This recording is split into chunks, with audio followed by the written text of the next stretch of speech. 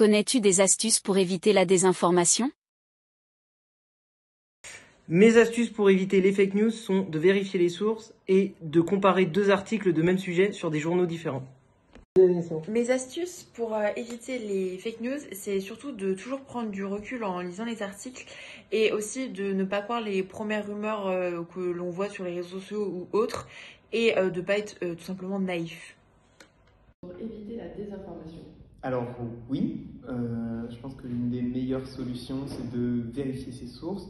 Notamment avec Internet, on va avoir des sources qui viennent de plein d'utilisateurs, de plein de journaux, et de toujours vérifier d'où est-ce que proviennent nos informations, que ce soit par des organismes de l'État ou par des organismes de presse qui sont validés par l'ensemble du public. Je pense aussi ce qui est important, c'est de regarder où est-ce qu'on prend nos informations.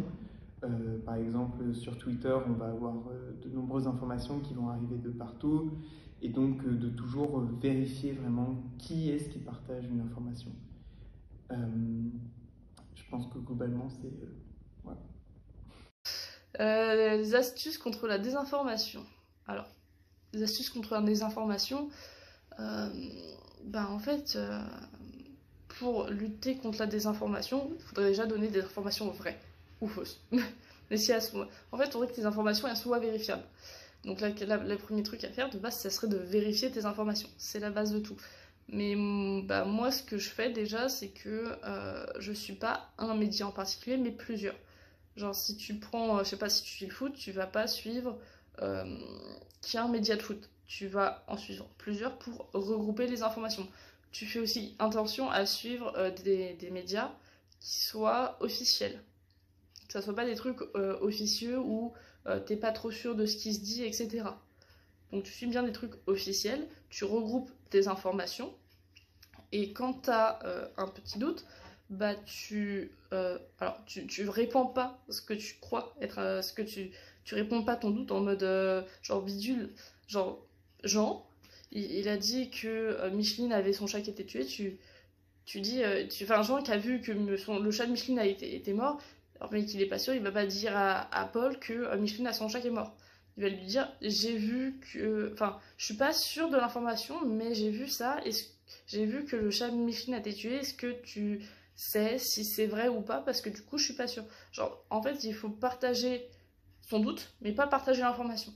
Parce qu'en partageant ton doute, en fait, la personne a peut-être vu quelque part passer une information contraire, et du coup, ça va soit confirmer que c'était quelque chose de faux, soit au contraire te rassurer en disant que c'est potentiellement une bonne information. Ça veut pas dire que c'en est forcément une vraie, mais que t'as plus de chances que ça soit vrai. Et le dernier truc, c'est d'aller directement à la source. Genre, si t'as une information comme là qui concernait Micheline, tu vas voir Micheline et tu lui demandes. En fait, après, t'auras pas forcément de réponse, mais voilà. Mais en résumé, croise tes informations et tes sources d'informations. Vérifie que ta source est certifiée et officielle. Et partage tes doutes. Pour avoir d'autres points de vue sur la question. Et la dernière question... Aujourd'hui, justement, les réseaux sociaux, c'est un très bon moyen de véhiculer rapidement plein d'idées, de pouvoir justement faire circuler l'information. Et notamment, les jeunes adultes ont tendance à beaucoup s'informer grâce aux réseaux sociaux, ce qui leur permet d'être avertis de beaucoup de problèmes ou d'activités, de choses en cours. Et le fait d'être conscient et de pouvoir se relayer une information si rapidement, ça permet aux lanceurs d'alerte de recréer des regroupements et même aider chacun dans son coin, grâce à cette information, peut traiter des sujets bien plus importants à une grande échelle.